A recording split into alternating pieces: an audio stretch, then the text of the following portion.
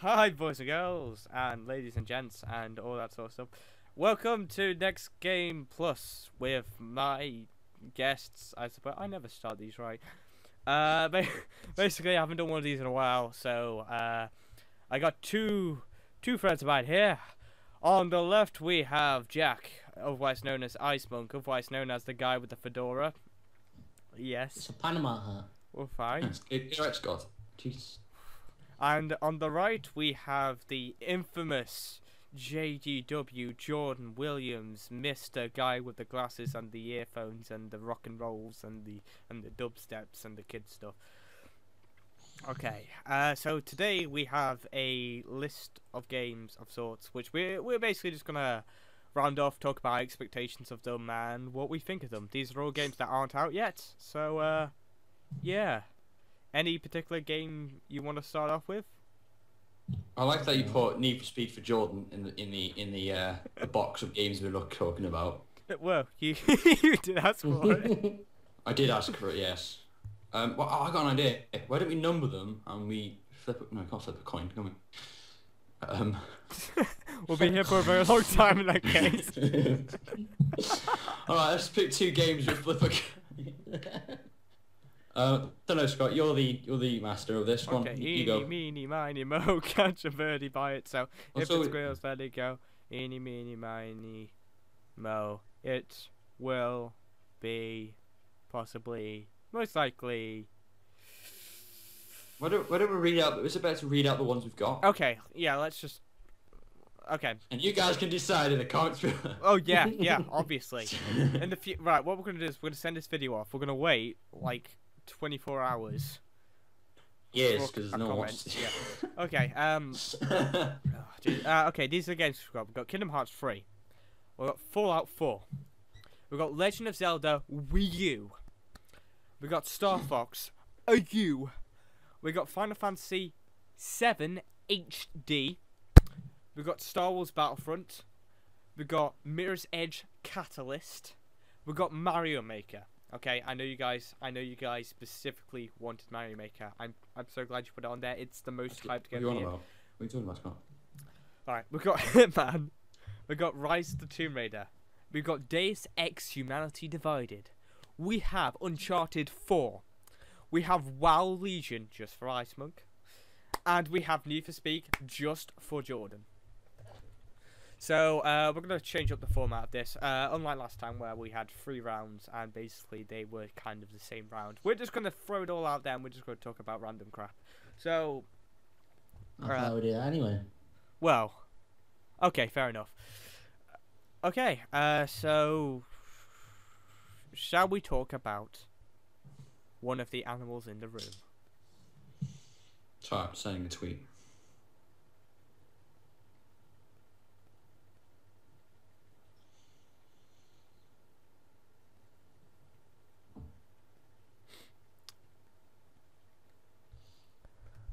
Hello there, world, and Jordan is currently sending a tweet to his 1 million followers on Twitter. They all want to know what sort of underwear he's wearing at the moment. I'm trying to figure out how to send a tweet. What's happening? I don't normally send tweets, so I'm just putting a picture of a selfie I just did on Twitter. You don't have to wait for me. I was going to do this in the background. Okay, bear in mind, the way I normally do this is it's a structured thing, but this time it's just a podcast, so... Nothing structured, there's no formula, so random crap will happen all the time, of course. It could have been. I mean, it could have been, but the formula kind of just sort of fell apart eventually. And just to prove that Jordan's tweeting, he has raised his phone up to the camera. Jack, do you have Twitter? What's your Twitter? It's the same as the name that you see right in front of you. IcemonkHD. Oh, Ice Monk. All right. He takes right offense thanks. to that. Carry on. He will sue you. Why? Why? Because he called you a monkey. There it is. It's fine. It's fine. Oh. There you go. I've done it. Right. Okay. Fallout 4. Should we start off with that? If you want to, yeah, let's go for it. Let's just start Fallout 4 because Fallout 4 is the most amazing game in the whole wide world. Not just Fallout 4, the Fallout franchise, except for 1 and 2, because I never played them. Or the Yeah, one in the middle. never played 1 or 2. Or the other Scott one. has though. Well, yeah. Basically, from what we've seen of Fallout 4, gameplay-wise, we've pretty much seen everything gameplay-wise, from the E3 footage to I haven't. the trailer. Well, yeah, John's keeping himself. I'm saving it for myself. I'm saving it for the time I play it. I've watched a tiny bit of other trailers that people have made, just to tell me myself. I don't know, but I don't want to spoil it for me because I started to watch the E3 conference, and he started playing the beginning of the game. I was like, no, not watching that because I don't want to ruin it for myself. Fair enough. I got really excited in the process. Well, basically, it looks like that this game has been inspired a bit by BioWare, a bit by the Mass Effect franchise, stuff like that. Just a bit cartoony, doesn't it? Well, yeah, well, everything just looks a little bit. My biggest drawaway is the fact that we had, like, in the past, this game where it was heavily implied that we were the person playing as the game, and I think the biggest drawaway for me from this game is the fact that they've added a voice to the main characters. Don't like that. Now, the one in Fallout 3 when I played it, I've noticed when you dialogue, you do it with your remote, so it's the you do it with this now. Oh, sorry, I'm unprepared. You talk with these buttons, don't you? Yeah, that's why I say it's very much like you're playing. So you only can say 4 things though, can you? So what's the point of that? Because in Fallout 4 you used to be like go down, like you read them all, 6. you could Yeah, load then you there. think between like 3 to like 12 different options of dialogue. And I don't know if this is a bit weird, but I used to say it myself, the dialogue, and I used to be like, if I was like a smart person, I would say it in a smart accent. If I was a bad guy, I'll say it. It was only for me because I'm so weird, but I feel that's not fair because I guess the guy in the game will only have one voice. And You did it for immersion. Hey? You did it for immersion. I don't know what that means. It basically, you did it to feel like you were the person in the game. You did Yeah. it, yeah. I feel like you're not your own person, but I know you get to create your own character, but it's Still, Yeah. not sure. My biggest problem with what they've done with this game, a lot with what they've done with this game as well, is the fact that one of the things which Bethesda have been known for years is making pretty much what they've done is they've made one game. You think about it, throughout these years they've made the same game over and over, but they've layered different skins over the top of it, and they're famous for that game, the creativity that's been went into it. Each game that's been made, they've layered it and laid it with their own creative stuff. Fallout 4 looks like what they've done, so they've taken that idea and taken all of the other games which they think are popular and then just thrown it into it. Like the character creation, for example, straight off of like Sims 4 and stuff like that. I like the new character creation. I don't know. I like it too, but it still feels a bit like, yes, this could have been a cool gimmick. Everyone could have cheered for it if it was around the time when games would start doing this. But what else can you do though? Like it's what people do now in games we make themselves. Yeah. What else can they do? Scott? Give them some credit. Oh well, you've got right. I hate to bring this up. I hate to bring these people up. Right, EA. Okay, EA. For specifically sports games, the character creation in those have been, aside from like the Sims games, have been probably like the most advanced I've seen in a while. You think about it, not many other games manage to recreate like your face accurately, something like that, just by picture. Well, I played UFC, which is an EA game. The creativity on a character that isn't very. You pick which type of face you want, type of eyes you want. That's it. It's not the hottest. They don't do it with UFC. UFC, they didn't do that. Yeah, I suppose. That's quite. Maybe it's because they were branching out into that kind of franchise itself, because they've just so solidified on the fact that they've got other games like FIFA as their main one, so they haven't actually gone fully into it yet.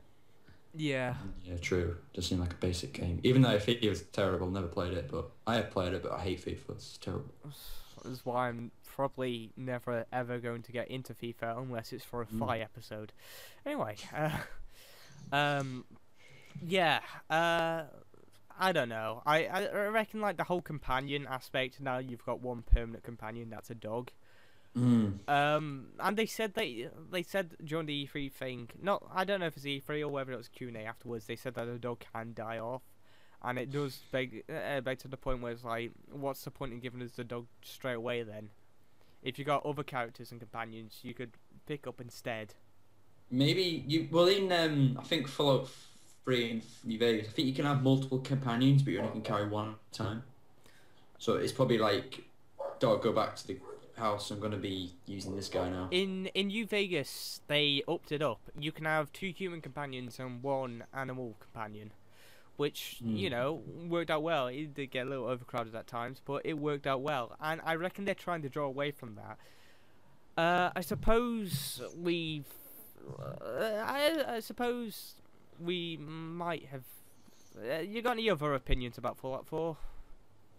The question that I want to ask mostly would be, is it going to, how's the story going to be? Is it going to be, obviously, like, is it going to be a completely new arc, or is it going to continue from events from the third one or the second one? I wouldn't think so.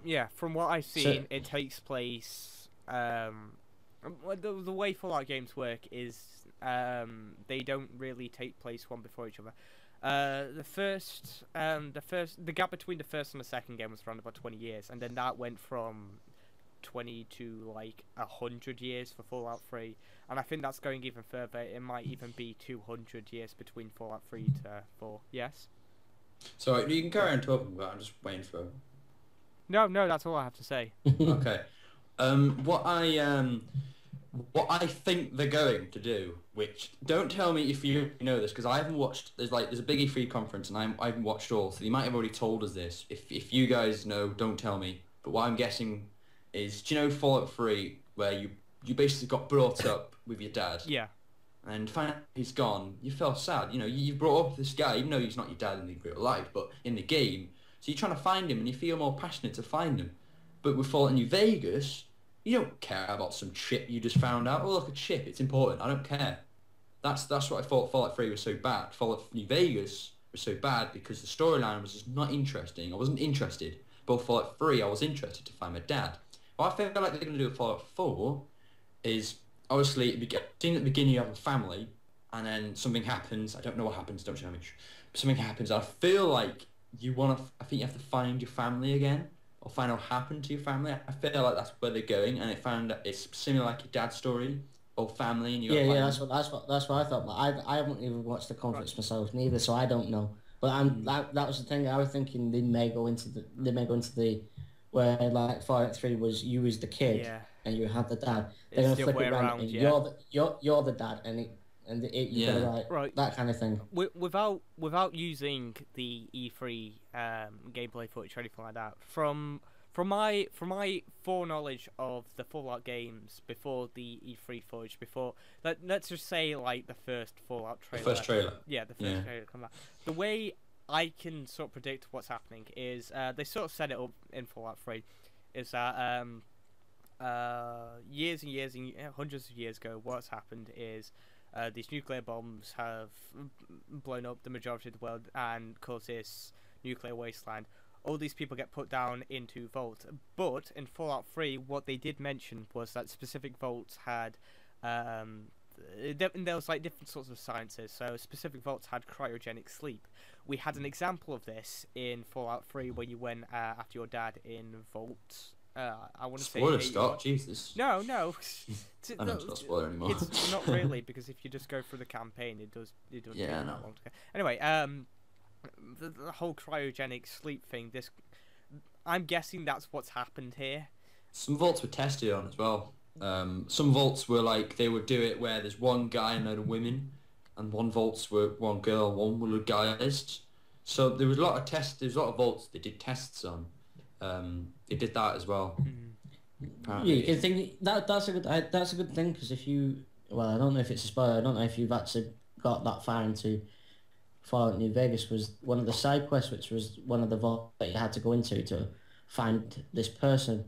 And they was the one who they were growing like plants. their own. Yeah. They were growing their own food, like trying to be self-sufficient and self-sustained, so they didn't have to like rely on going out and all that kind of stuff, and it all got infected or some stupid thing like that. And that's when you said about being tested. That's probably one of the vaults that were tested as well. And Probably.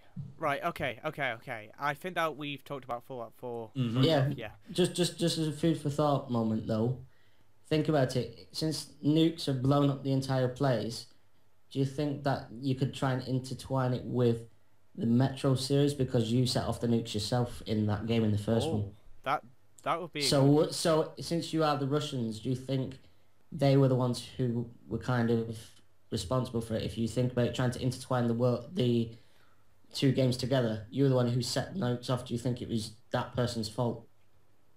That's what I'm thinking as well. That's might be the cause of it. That would have been good if I didn't have the Game of the Year edition of Fallout 3 and I knew the answers to that. There was DLC in that, and it shows you how the Russians dealt with it. Fair enough then. I'm just thinking because that was kind of like a food for thought moment. Yeah, it's similar enough, right? Yeah, because you set off the nukes in Metro 2033 anyway. Yeah. It was done in Alaska when the first nukes were set off in the Fallout universe. So yeah. Okay. Two different places. Right. Let's get on with I suppose shall we do one of the remakes? So either remakes. Fallout 7 or no Fallout 7 Fallout 7. Well, yeah, Final Fantasy 7 HD or Star Wars Battlefront. I'm not counting I don't know Hitman as a anything about remake. Final Fantasy, but I do know a lot about Star Wars Battlefront. Should we do Star Wars Battlefront then? Yep. Yeah. Okay. It is also one of the most top engrossing games that people are anticipated for anyway. Right. Yes, That and Call of Duty Black Ops. They're the top two. No one cares about Black Ops though. No, true. It's all about Battlefront, I think. DICE about done this time. I don't know. The thing is, right, in my personal opinion, if I could manage the way remakes and reboots were done, personally, what I would say is if a game, the two excuses why people use primarily to make a reboot or some sort of relaunching of a franchise is generally that the game was really, really good and that people these days don't know to launch a game for the people of these times, like on these consoles and stuff. My excuse for not rebooting games, I reckon they shouldn't reboot games for two specific reasons. Number one, if the game is compatible for any current gen system, then it shouldn't be remade. For example, both the Star Wars Battlefront games you can download and play on the PC, and people can still go out there and buy it for the PS2. It's not hard to get these games. No. And the second reason why I don't think that these sort of games should be rebooted is generally because the excuse which they use is because, oh, this game was really good, therefore it needs to be rebooted. Well, surely if a game's really good, then that's the exact opposite reason why it needs to be rebooted. It's good enough to stand on its own throughout time. It shouldn't have to be rebooted. If people can get a copy of it and play it now, then there's no reason to reboot the franchise. Well, I think there is, because they're adding a lot of different stuff in there and the features. Because the first person, for starters, the other ones, the Battlefronts, they PS2 wasn't first person, were they? There are two modes. A lot of people didn't realise that the game could either be played in third person or first person. No, I knew that. You can set up in the settings on that. Oh, I didn't know that. Oh, well, that's something now. It's too late now because I don't even have one. So. Well, it's cheap on Steam, so. I used to play them on the PS2. I think I wore controls out playing them games. Well. Oh yeah. Oh, there we go. Yeah. Yes. People are listening to this can't understand what I'm showing right now. It is. It's a foreign object to most people. Yes. To most people. Daddy, what's this? You what? What's this big white silver box? It says PS2 on it. What the hell is it? You want trucks? Well, You're dead to me. well, yeah.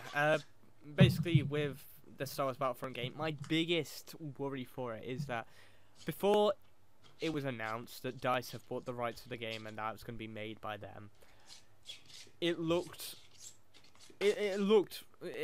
really, really good and unique, and all these ideas were good. I'm not saying it still doesn't look good and unique. It does. But my biggest worry is all the promises they made beforehand, such as, oh, we've got these land battles and space battles in like Battlefront 2, and this time around those maps are going to be joined together, so you can go. Yes, I heard about that. And they scrapped it, and the fact that they've scrapped space battles. Yeah. It's now just fully land battles, which kind of detracts from the other two, because you had both of them. That's the beauty. Yes. I found it. It was in my games case, and I found it. See, yeah. My other worry for the franchise is now that DICE picked it up. I'm worried that it's going to be a Battlefront game with a Star Wars skin. This is very, very possible because Yes, I've seen videos of it, and it does look like that. Because I bought Hardline, and it wasn't my type of game, but it's still. I feel like it's going to be just like Hardline and all the other Battlefronts, but reskinned to look like Star Wars. It will probably feel a bit more like Hardline, because Hardline is more of an intense version of Battlefield, which Hardline was in. It's just trying to make Hardline like Call of Duty. That's what they made it like, Call of Duty. Yeah, they went down the wrong route with that game, to be honest. If it wasn't a Battlefield game, I could understand it. If it was like its own new IP, then. Because Battlefield games are meant for the conquest side, which is just basically insanely huge maps. Absolutely massive. Fighting land tanks, planes and helicopters and all that kind of stuff, and massive, and even the rush modes, which was progression of the entire map. The thing is, with Hardline, they have then just gone, nope, it's all contained in that. It's like... Yeah, like if you wanted to get to the battle, you had to get a vehicle to get there. You can't just walk. But Hardline, you could pretty much walk there. That's another one of my worries. It's the fact that the Battlefield, with the exception of Hardline, they're known for like these massive maps. But the thing is, you think of Star Wars Battlefront, those maps are quite contained. I mean, they can be massive in a sense of exploration, but besides from that, they were quite contained. And that's why I think making, like, say, like the Hoth gameplay that was shown recently. The thing is, making a map based on Hoth and then just saying, hey, look, it's massive, but it's just a bunch of snowy dunes every now and again. That's not good level design. That's just it feels lazy. It's a rehash of the same of one area being mass produced. Yeah, it's stupid.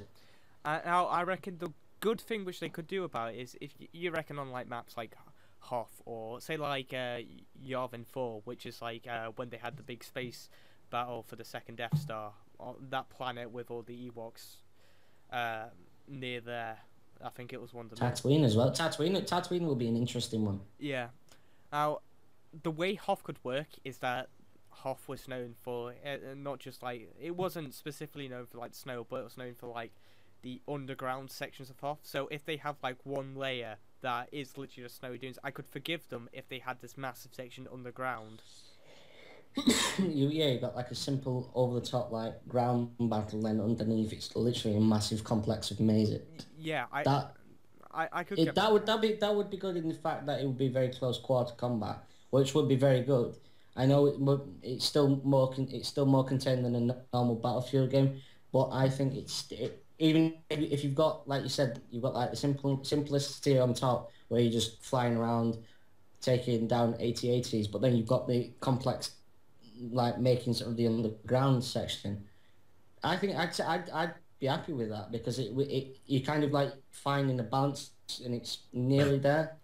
Yeah, but this one map is probably like all of the maps. I can imagine this being good. Like Coruscant, you've got all these massive big like buildings in the sky. You could link them together. That would be amazing. Like Kashyyyk, all this sort of stuff. The one map which I can't imagine being massive without being overly massive or too small is the Death Star. The Death Star. Hmm. There isn't a Death Star map, is there? Well, it's Star Wars. Oh, do we when you're flying around in a jet? Well, not in just your that. space? I mean, like... That was the best thing about as Battlefront. It was on the PSP version where you've got a big mothership here, a big mothership there, and you just fly out and you shoot each other. You're trying to their base and destroy their, like, capture their flag. That was awesome. That's probably one of those things I'm excited about because they did it on PSP, but I don't think they did it on PS2 version. Yeah, I'm not quite sure. If they keep Conquest, I'll be happy with that as long as they get the maps right. I mean, Yeah, they want Conquest, definitely. yeah, I mean, as long If they do, the thing is though, if they do Conquest, they have to balance it properly and try and make it feel like it should do, rather than trying to cash in and make it all close quarters. yeah. I mean, with everything else, it's pretty easy to get down. I mean, as far as gameplay and weapon-wise, it wasn't overly complicated. That's why I think there's a good enough chance that we won't be getting battle packs.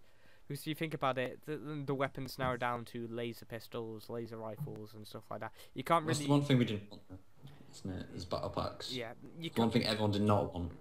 I reckon that Well- they're not going to do that, but if everyone's going to be focusing too much on the battle packs, and then they go, oh, what a relief it's not in there, they might overlook other big problems in the game, because this has happened before. Unless they do, well, not like an actual battle pack, but like they name it something completely different. But instead of it being like, because you like with this typical Battlefield game, you had the game and then you had the battle packs and they ran along.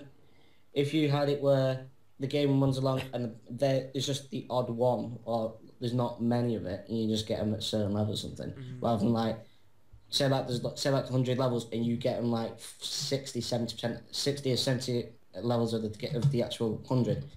If you say it's like 1 to 100 and you only get like say 10 of them, then I wouldn't be too bothered. Yeah, I mean, they what would be a good idea is if they stuck to the formula, which they did in the Battlefront games, where basically what they did was after you got a certain amount of kills, you did a certain amount of destruction of objects on this. You rack up points, and then you use those points to unlock special characters, which otherwise you wouldn't be able to get in the first place. That's whether they do it. I hope they should do. They should keep to the actual original Battlefront games the way they were, because if you think about it, if you try and change a game that already has two games that are really really good, the chances are the people who used to play the games, like me, who used to play them a lot, most likely will not go and buy the game if it is nothing like what they used to be like. You got like the die-hard fans, like the proper full-on people, and then you've got like us lot, and even though we used to play it, and we used to play it not a lot, but we used to play it enough, and we know how it worked and how we enjoyed it. If they completely change it and turn it on its head, no one's going to go and buy it. That's the thing. So they've got to try and get it right. Yeah, I mean, there's a lot of ways it could go wrong, and everyone's focusing on the wrong. And the idea that they could make a good game is still there. But I think the biggest problem which everyone's going to have is the fact that everyone's expecting it to be one game, when in reality we've had probably like 3 shooter games that have run on for like so many years now, and that is the Call of Duty game, the Battlefield game, and perhaps the Medal of Honor game. And those games have been, I understand. Medal of Honor's kind of like dried out now. Yeah. Nobody really, I think EA's just completely stopped doing that now because there's no point in it. It's a waste. Well, they're now focusing on trying to force DICE to throw their games out early and focus on the sport stuff. So. Well, okay. If we say like throughout the last couple of years, we've had the COD game and the Battlefield game. Literally, throughout the games, there've been like no differences since like the early days, since like the first renditions of those games. Apart from like the first couple ones, there's been like no changes since then. They've been practically the same game up until now, with a few like skins to overlook them.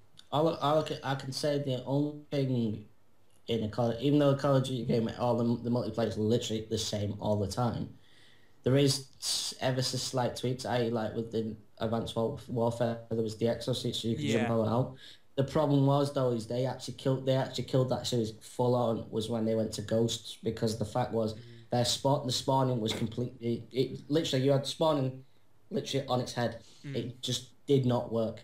They had literally if they carried on this franchise from how balanced Warfare 2 and Warfare 3 was, which was pretty goddamn balanced for a Call of Duty game, they would have done really, really well, and they would have got more. They got more fans to actually would be buying the game. But since they then went and turned the game on its head, and then carried on with it, it's kind of just gone pretty much.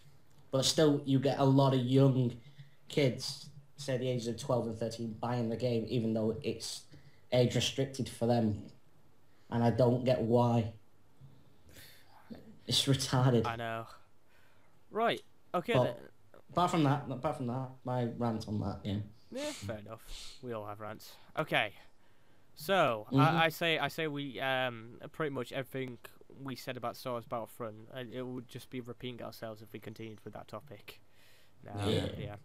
Okay, so. You go so far with it. Yeah. So we're doing a topic now, are we? Yeah, different topic now. I'm interested in the one you wanted, Scott. Your little Mario Maker. That's the one you were interested in? Yes. That's the one you were like, what does that add without anyone to do? I put that down on there not because it's something that I am extremely like excited for. It's probably out by now as well, but still, I feel like it needs to be talked about. There's quite a few underhyped concepts and games and applications that come out, and I think that Mario Maker is one of them. Everyone says, "Oh, you can go online now. You can download a program and make your own Mario game and all that sort of stuff." But it's never actually done right. Why would you go out and get like this Flash version of like a Mario Maker when you can get Mario Maker by the people that made it? And plus, by the looks of things, they've done quite a lot to add to it. It's I don't know. It looks like it's going to be completely missed out by a lot of people, and it's primarily because of the creative aspects of it. You think of how much you can do with any Mario level. You can practically make your own Mario game. So, yeah, that's. Well, the thing is, though, is if you think about it, it depends on how they're going to go about it. Yeah. Because are they going to have it where you go into it and it's going to be like a dark, basic kind of game maker where you literally have to know everything about coding to do it? Or are they going to make it really stupid and maybe more towards the kid-friendly side, which is drag and drop? And try and make it like the program called Scratch, which was drag and drop and a little bit of code. Well, from what I've seen of it, it's not 100% drag and drop. What it is it's like, imagine making a game on like, I don't know, like your DS or something like that. It's not drag and drop 100%, but you can customize things to do certain things. Like you can specifically customize little details of like these blocks. Like I don't know, you can make one. Oh, this one's gonna sprout this. This one's gonna make this item and all this sort of stuff. And you can even make some of them like death traps and stuff like that. So it's not something like Scratch. It's not 100% easy for kids either. You do have to put some thought into what you're doing, but it's not like you don't have to buy like a manual to understand it. Yeah. So I just thought I'd throw my thing in that because I'm kind of university programming kind of stuff. So fair enough. I admit to buy. I kind of had to put my kind of like expertise thing into it. It's where they're gonna go with it. Yeah. Are they gonna go full on coding or not? Well, no, I haven't seen a single ounce of coding in there, and I haven't seen someone just like given like 5 items, drag and drop, and then game done. I've seen like lists and lists and lists of menus of different items they can shove into the world, and Kind of like RPG Maker, then, isn't it? yeah, the biggest thing that popped to mind when I had a look at it was like Scribblenauts, something like that. Yeah. So I reckon if they went about it the right way, it could be good. I'm not saying that this game's going to be a massive hit. I'm just saying that the game could be massively overlooked, and it could be a hidden gem. You know, it could be a good way to get people's ideas out there. Plus as well as that, it probably also a very good solid ground to stand on for new and aspiring game designers. Yeah, that's what I was thinking as well. And not just that, but say like if there's a specific like set of levels which someone's made, which like the developers of the game particularly like, they could, you know, it could help make a more imaginative like Mario game of then the copy and paste stuff which we've got. Yeah. So literally what they've done is they said, oh okay, we see that we just like reskin this over and over again. Why don't we give you the tools and then we see what you can do? And I think that's a clever idea. Yeah. Everybody, especially aspiring game designers and stuff like that, everybody has to start somewhere. So why not start with that? Yeah. Okay. Yeah, you can't really talk much more about that. It's just it's a small application that I thought should be talked about. Yeah, it's fine. Yeah. Jordan, have you got any specific topic you want to? I've been reading up on Need for Speed that I'm very excited for. Is it a reboot or is it a new? It's a brand new Need for Speed game. Ooh. It's just another Need for Speed game, but it's not just another Need for Speed game. It's like, here's Need for Speed. That's Need for Speed games. This is how it is now. It's huge, and it's not just chucking out another Need for Speed game. They're chucking out an amazing, beautiful game that they have thought about a long time. Like, you know what I mean? Like when Scott, do you remember that game Need for Speed we played when we went to Play Expo? Do you remember? Well, I remember. I can't remember which specific one it was. It was Most Wanted. It was the newest Most Wanted. Oh. Remember how when that came out, you didn't really know it was coming out, and it was just another Need for Speed game? I knew it was coming out. But it wasn't like, yes, another Need for Speed game, was it? No. Because it was crap, wasn't it? It was pretty bad. It actually was. It wasn't. It wasn't super bad. I mean, it was a decent driving game. It's just the fact that. No, it's not. It's not realistic. Like, they'll be like driving really fast with a Bugatti, smashing against walls, and your car's a little scratch. You know, it's and you have some Need for Speed games that they previously did on PS3 and Xbox 360. Is you had power-ups, which you collect things and you boost power-ups and stuff, and that's not Need for Speed. Like, if you've ever played... That went shit, that, from that. Yeah. Like, if you ever played the best Need for Speed game, personally, and I've heard other people like it as well, which is Need for Speed Underground 2. Yes, I used it. That is the best game ever. The creation, you can create a car, so much stuff on it. It's open world, it's amazing. Now, the new Need for Speed game is apparently, it's just going to be like exactly like that, but they're not naming it Need for Speed Underground 3. It's just Need for Speed, but that is what they're trying to make it like, because everyone loves that game. Is it just called Need for Speed? No subtitles? It's just called Need for Speed. Is it? Hang on. Yeah, it's just called Need for Speed. Is it? See, this is where I'm starting to get a bit gripey. Are you sure? Are you 100% sure that it's not a reboot? It's a continuation of the franchise. Oh yeah, it's a continue, because I'm looking on the website. There's like whole new cars. Okay. Obviously today cars, so it's not like rebooting old game. Yeah. And I think it's just gonna be like Need for Speed Underground 2, but the whole different storyline and cars and aspect to it. Like, I'm really pumped for this game. Yeah, like, I loved car games, but I only like decent car games that are more realistic, and I feel like this is going to be a realistic car game. The way I see it, there, like the three, in my mind, there are like the three biggest car games out there. Well, the three biggest car game franchises that have existed are Need for Speed, Gran Turismo, and Burnout.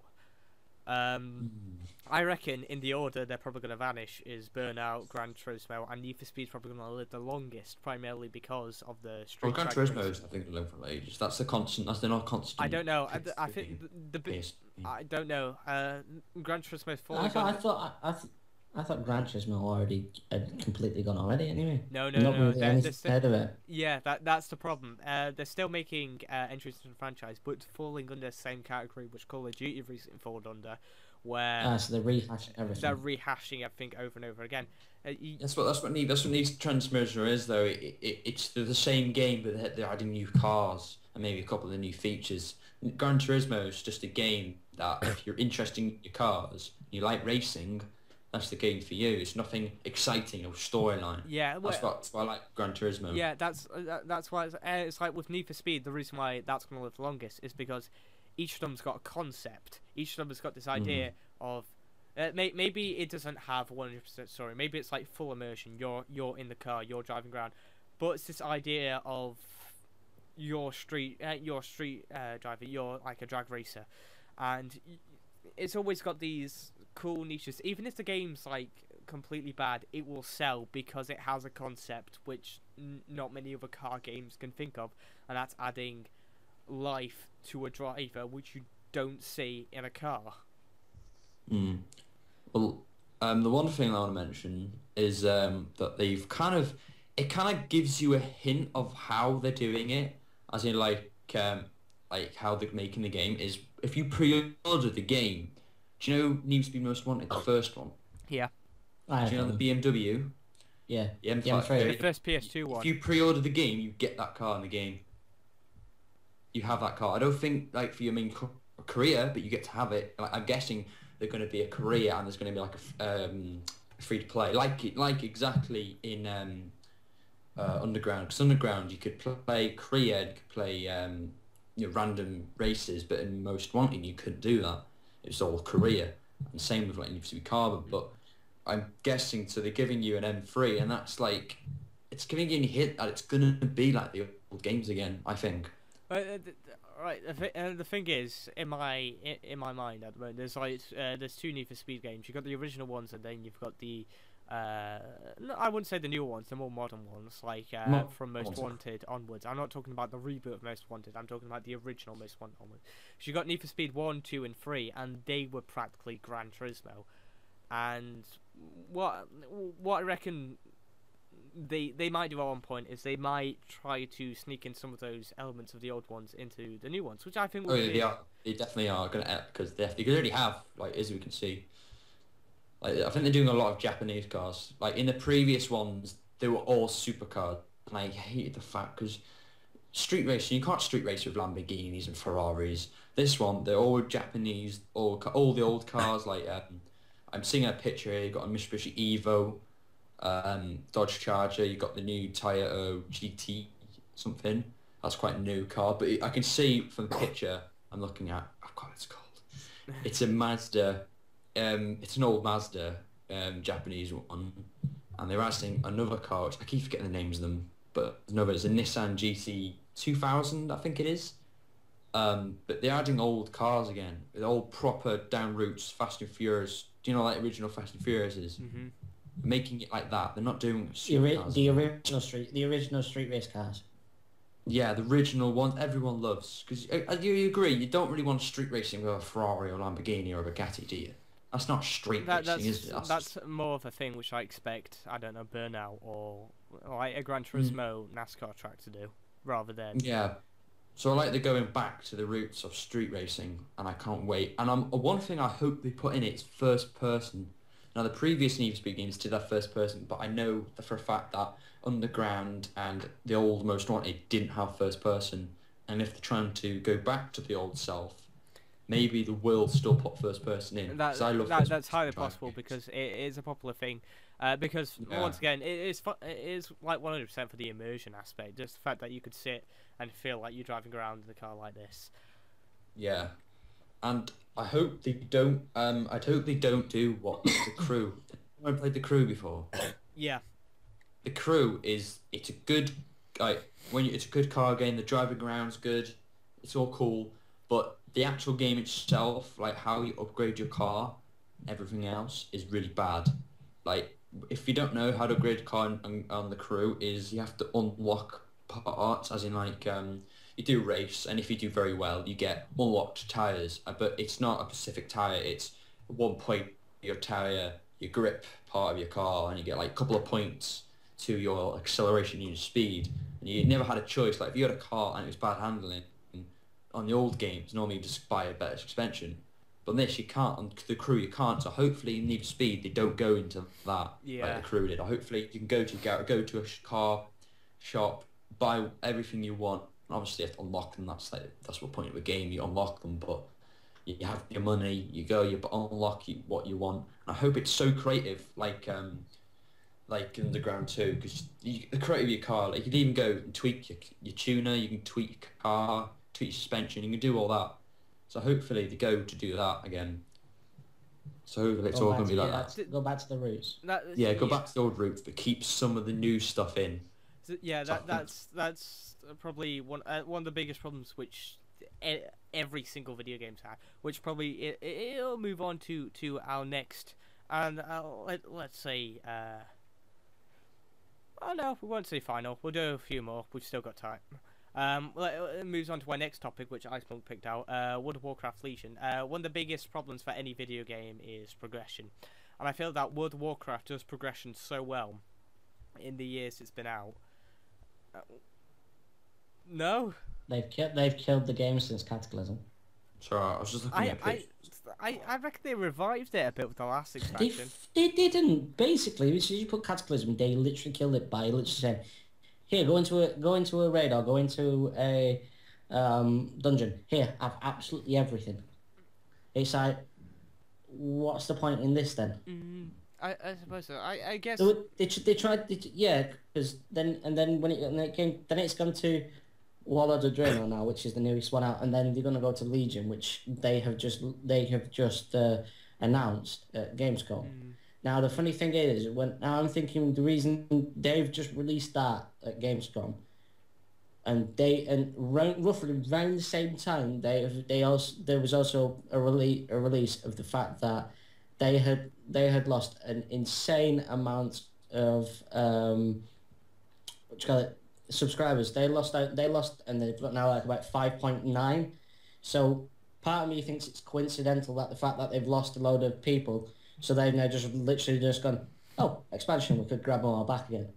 But the thing is I think the reason they've gone back, but they've gone back to the point where they've brought the Burning Legion back, which basically means they have gone back to the second expansion, which was Burning Crusade. The Burning Crusade, which, to be honest, apparently I'd say most of the veterans of the game absolutely loved. So they could try and bring the old veterans back. The problem is though, the fact when from Cataclysm you had to queue up for dungeon. You can queue up for dungeons rather than going and grabbing 4 or 5 people and actually going to dungeon itself, which was a journey in itself, which was great. And the same with raids. And you can now do looking for raids and you just jump straight in and go and get a load of items and have done with it, which is insanely stupid. But the fact is they've now thought, well, since they've literally killed the game, they're going to try and backpedal and go back to using lore from the second expansion to try and bring people back, because their subscriber base was 10 million at the start and he's now gone down to near enough half of it. So it's I don't know, it's weird why they're doing it. I guess one of the problems which, like, personally, I love World of Warcraft, as I know many people out there do, but one of the biggest put-offs World of Warcraft, for people who haven't played it before, one of the biggest reasons why most people don't get into it, newcomers, is the fact that these expansion packs come out, they think that's a continuation of the story, and they think, oh, I'm going to be really left far behind because of all of these events have transpired. And truth be told, when I first played World of Warcraft. It was around about when Wrath of the Lich King came out, and I was perfectly fine with it. That was when I started as well. Yeah, I was perfectly fine with it, and I've continued ever since. And literally, the story goes at your own pace, which is what I was saying about. It goes to you play the game at whatever pace you want. You don't have to go like full on. Yeah, which is why I think that one of the biggest put-offs for any MMO is the fact that you get this person who's like really over-leveled, and you don't want to go up against them. At the same time, you don't want them to do your job for you. Yeah, no, but then that also brings out elitism, and there is a lot of elitism in that game, because if you're not good enough, people then degrade you to the point where you don't want to play the game anymore because they're just full of arseholes, which I do understand, because I know people who used to be like that towards me when I used to play back maybe 4-5 years ago when I first started, on near enough. Actually, no, it wasn't 4 or 5 years ago, but 6 years ago when I first started. But that's the thing. It's I don't know, because I admittedly it's going to be a very good expansion in terms of story. Yeah, I reckon that bringing back the Burning Crusade is a smart idea. Yeah, because that's where all the veterans kind of left it after Wrath of the Lich King came out. They all left it for some strange reason. I thought that was very good. But they can't go back to that because it will just be a rehash of the Lich King and just over and over and over again. You can't go back to that. Whereas with the Burning Crusade, you can, because there's so many doors in that area where you can go through, which is that the story they're going through now is the fact that the Burning Legion has come back and has found the key to awaken the Titan to kill the world. Yeah, that's it's the biggest problem, right? I can forgive World of Warcraft for a lot of things, but the biggest problem which I can't forgive it for is there was a story point which they pretty much introduced in the last expansion pack. Basically, they rebooted the universe, sort of. The lore still stands, everything still stands and all that, but the fact that they said, as soon as they said time travel, everyone was just groaning. that time warp is stupid stuff. And I reckon that if they're bringing in the Burning Crusade again, I don't know what they're gonna do with that. But if it's gonna be like a reboot, another like rehash of the Burning Crusade, I don't know. That's why I picked up. That's why I started playing Neverwinter a couple of years ago, because that game you never feel too overleveled, you never feel too underleveled, and the story goes at your pace. And literally the expansion packs just add on to the areas. There's more lore in the area, but there's at no point where he goes, oh, by the way, there's a massive time warp thing where all of this stuff that happened just gone. And I don't know. But the thing is, though, is you're saying that the rehash of the lore from the Burning Crusade, because the Burning Crusade section of the lore is so vast. They could explore there's so much of it. Is the fact is, it doesn't matter. You can go back to the Burning Crusade 1,000 times, and there will be still something to do because there's so much in that area of lore. Because it always changes. The problem is, though, is the fact is they tried to go back to the Burning Crusade with the current expansion, which is introducing parts of the isles that you've got. Yeah. I.e., like your garrison is, which is Shadow Moon Valley, and that was in the Burning Crusade as one of the areas of the level 70 area. The thing was, though, is now they're going back fully, is the islands and the areas that they are, from what I've seen, based on the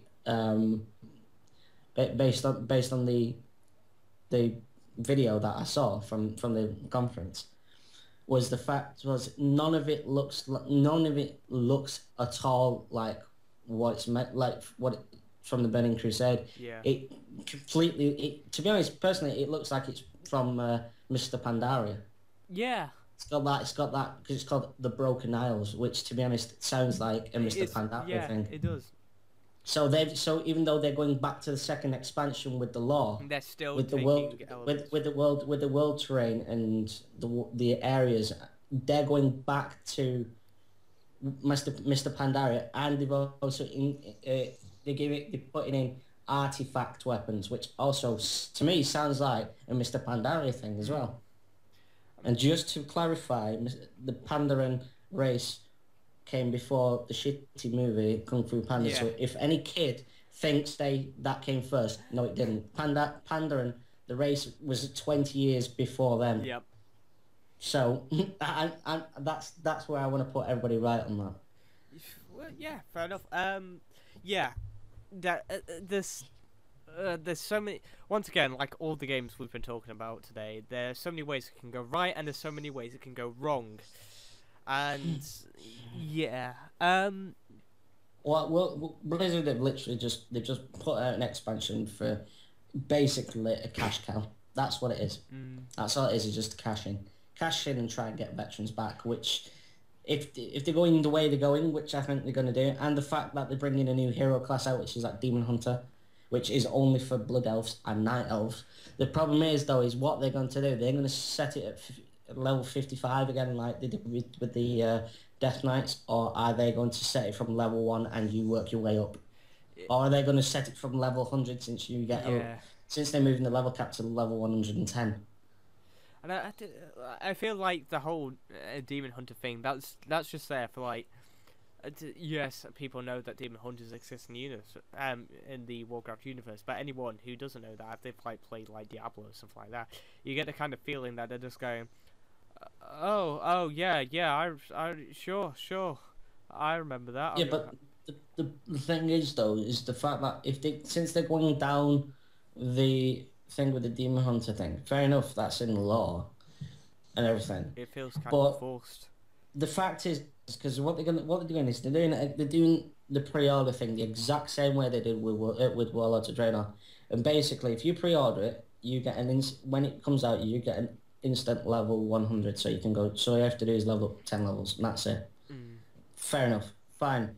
I guarantee 99.9% of people will go onto that game, pre-order, get their level 100 thing, and we'll make a Demon Hunter, and literally the whole world, most of the servers will be clogged by Demon Hunters at level 110. And because for some strange reason they've made it a DPS class, but they've also made it a tank class. Why would they make it a tank class? I don't see that. You can't. How can you tank with a Demon Hunter? It doesn't make sense because the way they look, the way the weapons are from that, it looks more like it should be a rogue / hunter class. So it's more DPS classes. So it doesn't make any sense why. Oh yeah, let's throw it as a tank. No, doesn't make it. It legitimately does not make any sense why they're doing that.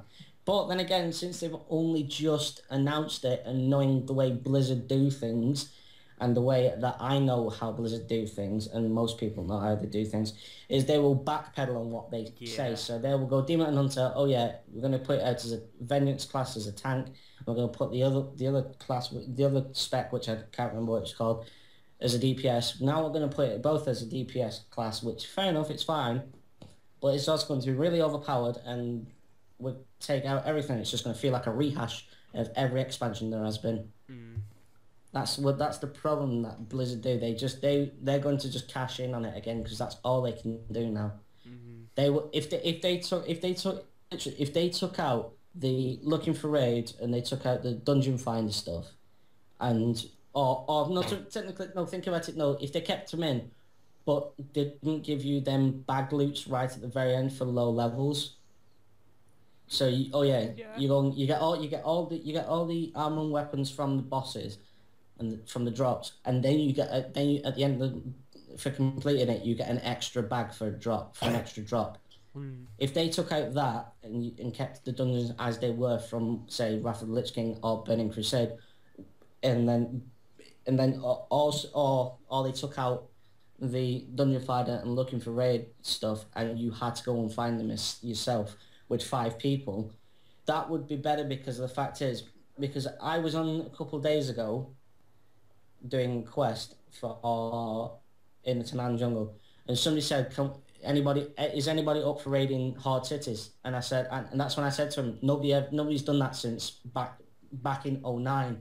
Nobody's ever done it ever since that.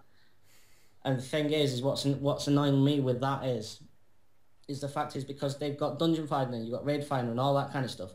Nobody wants to group up and make friends or whatever and go and do dungeon or go and do raids and stuff like that, and it'll all be fun. It's just literally click button, join. Let's be assholes to everybody. Do the raid, do the dungeon, back. That's all it is. That's where they have gone completely wrong with it, and they've done that since Cataclysm, which annoyed me. Well, yeah, I rant of the century. Yeah, well, I have to rant about it because it's a game that I played for 6 years and I've been a big fan of ever since. And the fact is, they're slowly making the game into a really crappy, degenerate version of it. Yeah, I 100% understand that. Yeah. Oh yeah, John, are you okay there? Is Jordan here? John?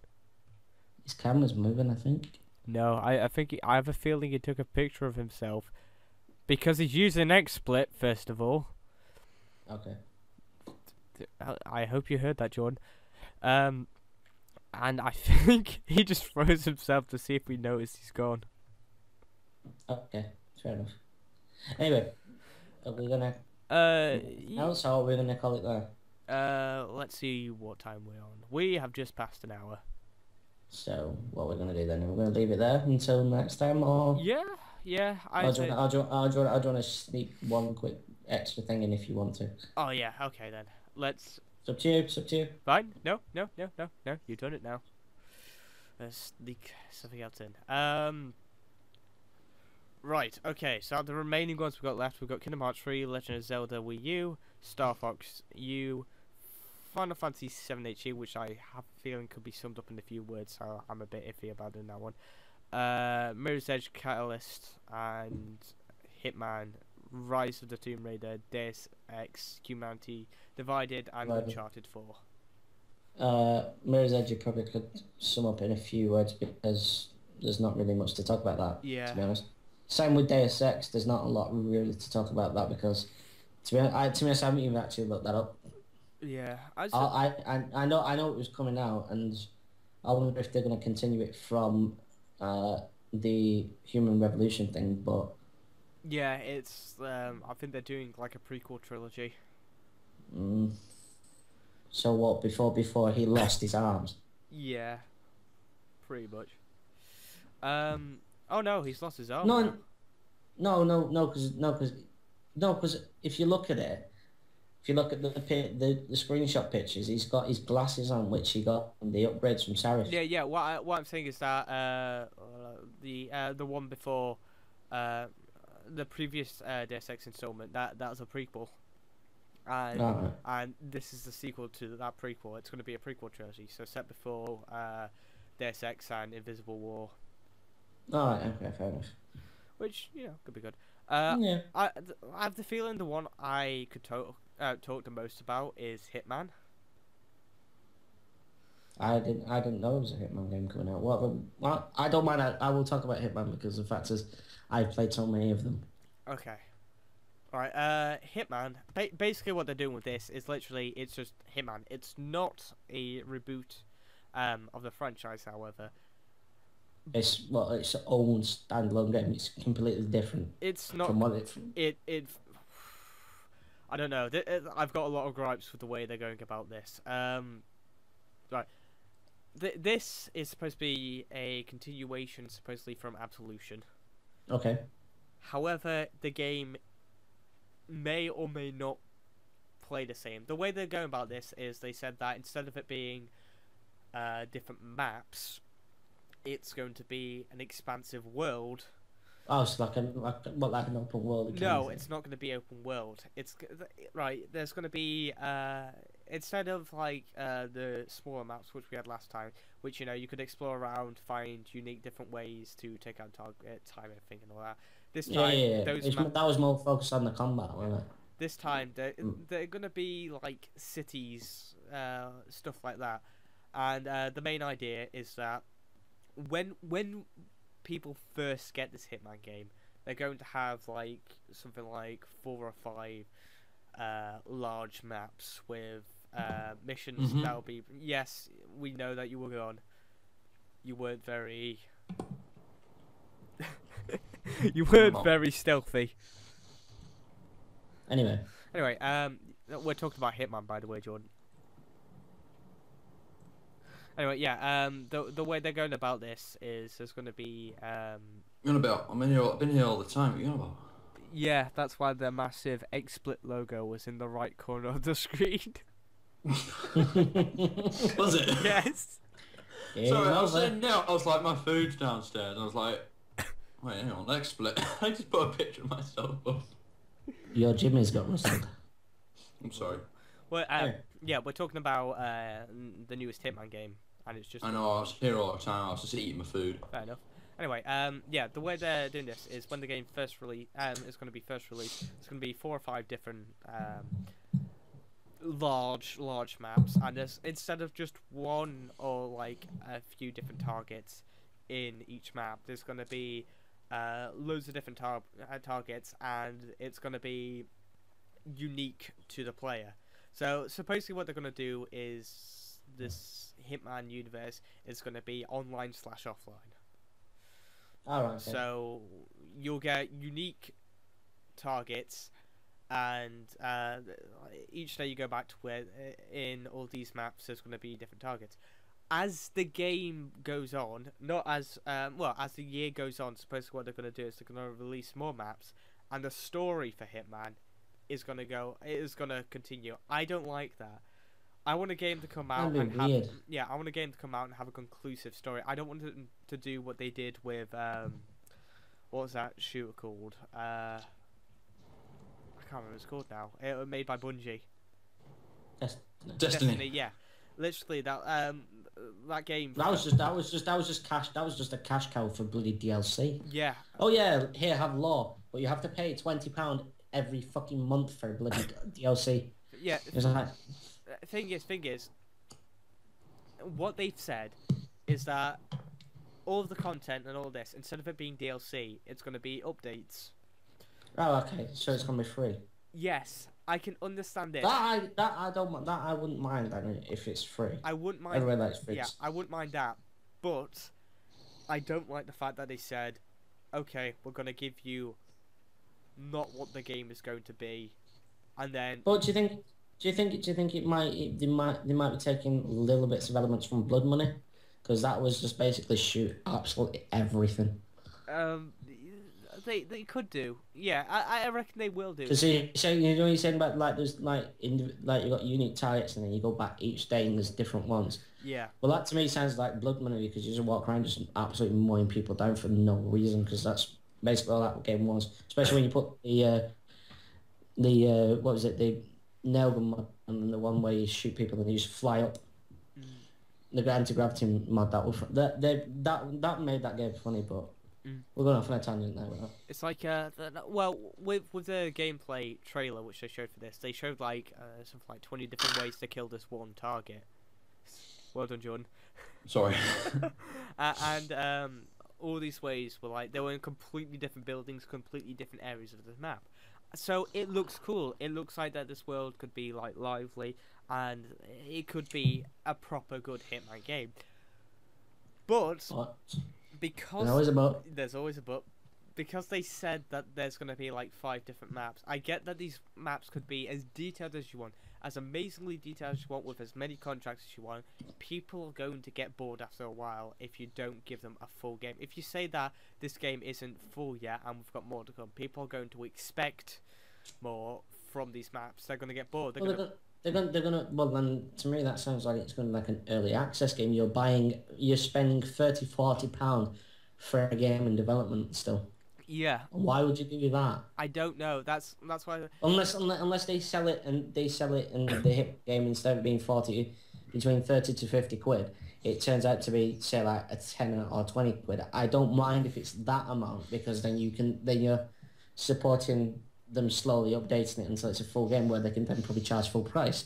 Yeah. If you are playing full price for nothing or for hardly any hardly for a small amount of games to say, then why would you spend that amount of money on a game that isn't finished? I it's just, right. There is a counter thing to this. There's a counter thing to this that could be seen as a positive. The fact that people could be paying 30 to 40 quid for this game. Yes, that's if it's still under development, that could be horrible and all that sort of stuff. But think of it like this: if they said that, like, the story is going to be expanded throughout the year or the next couple of years, and they said that they're going to update it often. If the story is going to be proper missions, like the missions they did in Absolution or Blood Money in these big worlds, yeah, it's actually got a proper story as well. Yeah, and it continues often, and then you think about it, you're getting more than what you paid for. You're getting something like a 45 to 50 hour game for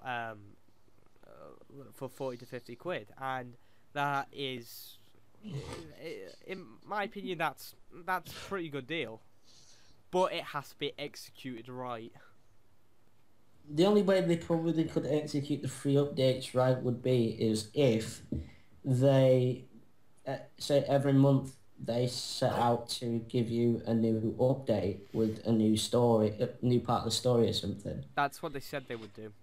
Yeah, rather than giving you it all and you can just sit there and completely do the whole like part of the You story get your money's in worth, in one day. Whereas you got if they integrate it where every day you go back and it's something new. that could be good. That month of the story could be split up into individual days. So each day you're going through this. It's real time as well, So and it feel. Yeah, if they do it exactly like that, and it's really rich in the story itself, the detail of the game and everything. To be honest, I think 50 quid is more than it is. I think perfect for what it is. Yeah, because they could actually then probably probably could dub that game as probably one of the greatest games that came out because it's a real time game and not many people. I don't think many game companies have ever done that. I mean, Nintendo are quite known for their life simulators, but this isn't a life simulator, and the way they're going about that could be good as long as it's executed right. Yeah, but that's the thing. If you're gonna get on the hype train and they're hyping up to be like that, and then they turn out to do what most other companies do, which is then flip it on its head.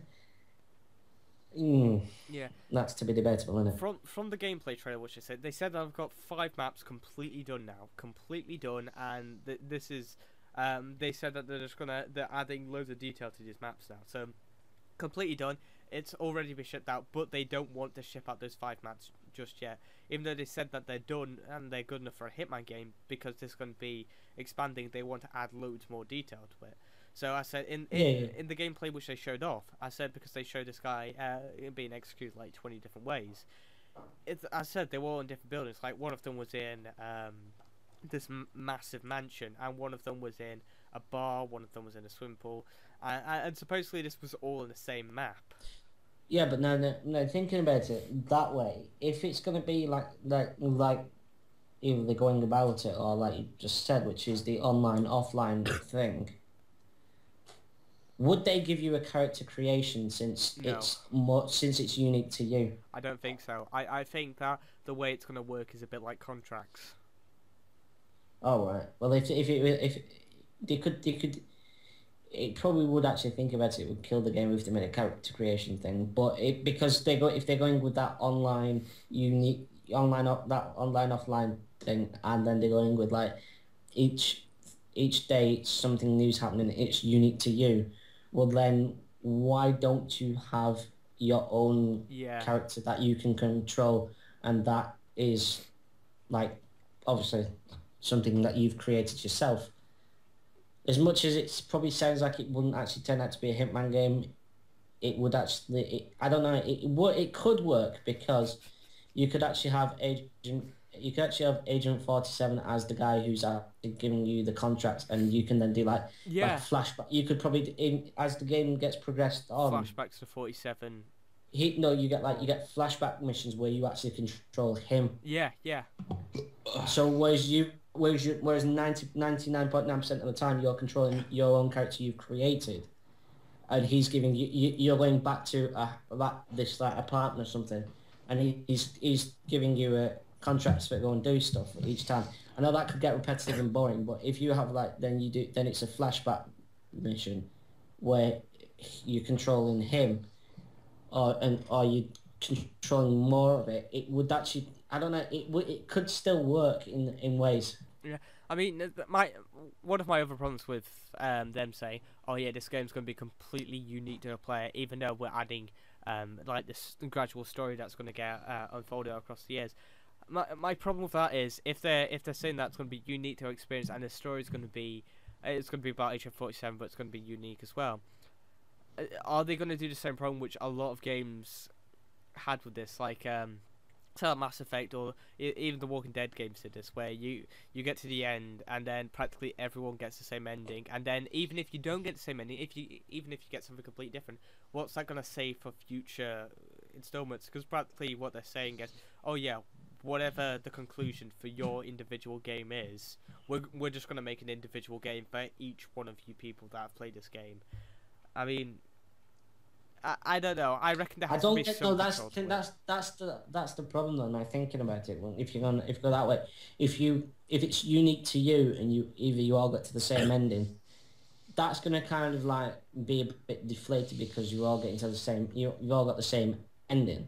I know it will work for then say the next installment of the game. The problem is though, is if you get completely unique endings, and you've got to think about it, depending on how many people play it. If there's like say 500,000 who play it, and they need to then make 500,000 different endings, which is going to take an insane amount of time to do. Yeah. And then once you get a completely different ending to everybody else, because you can get you can get a 1 in 500,000 different ending that you can get to it.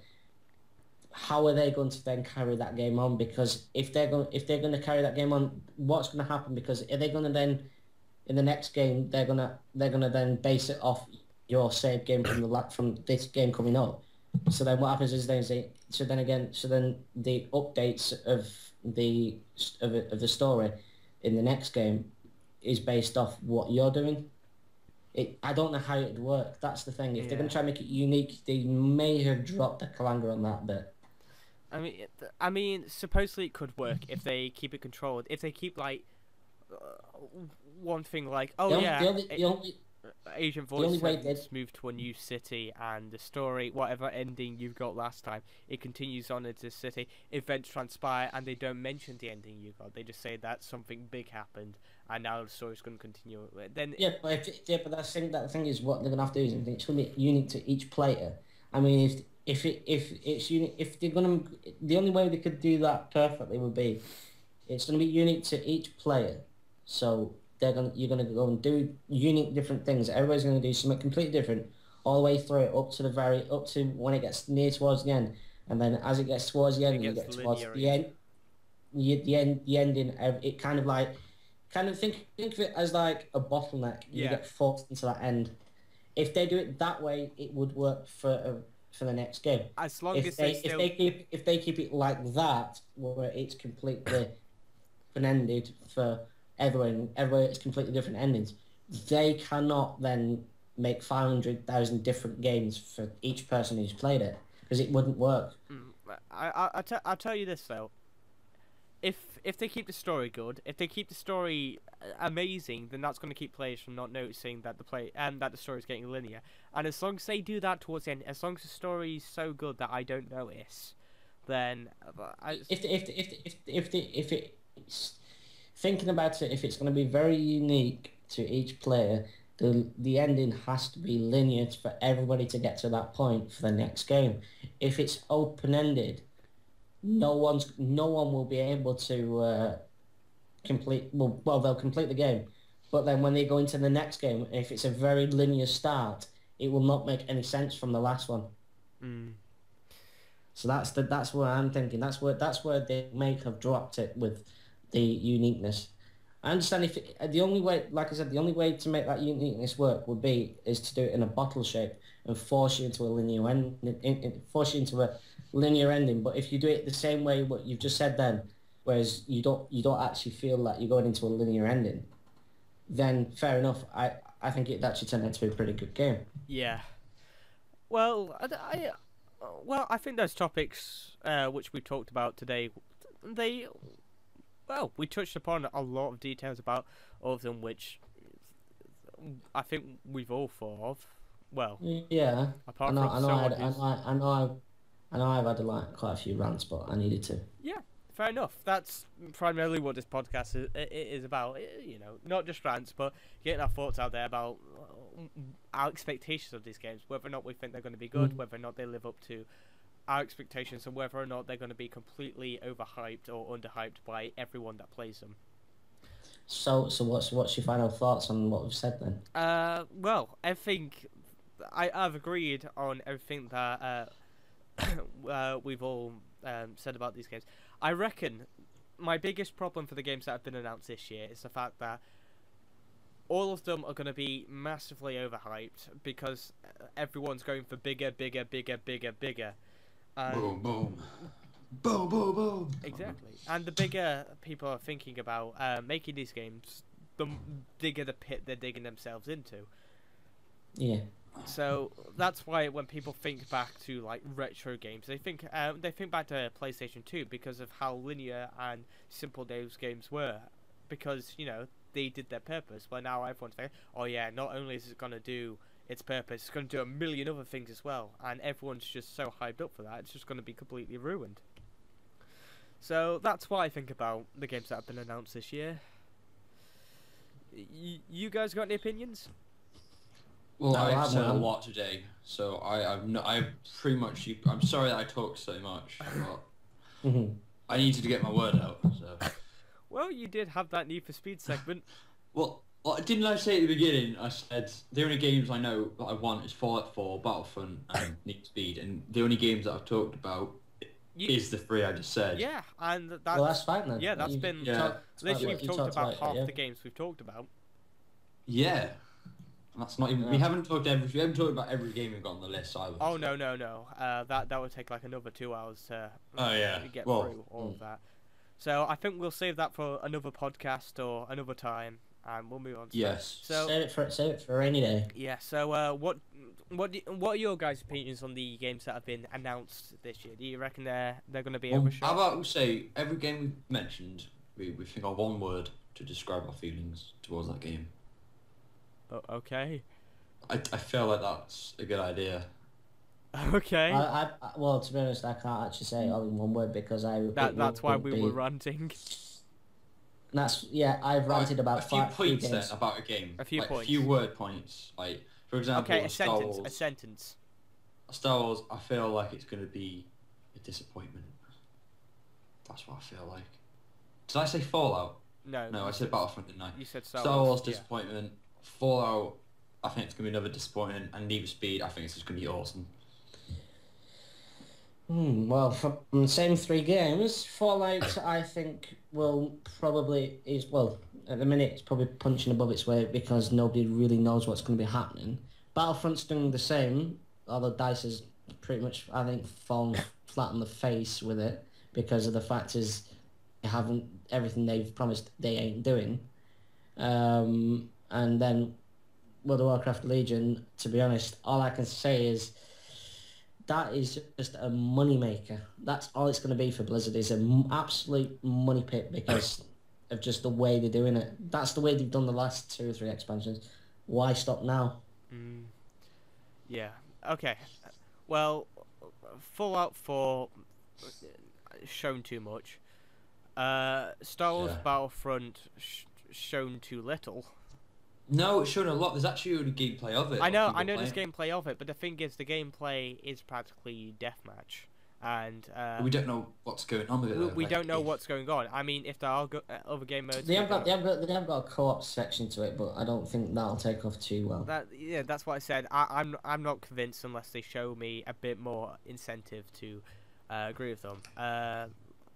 Need for Speed. The potential. Hasn't been shown about that. I know there's potential. There's the two words I can think of for all of these games is there's potential to be great and there's potential to be a massive disappointment. All games we've spoken about. 2 words: moneymaker. Fair enough. They're all moneymakers, aren't they?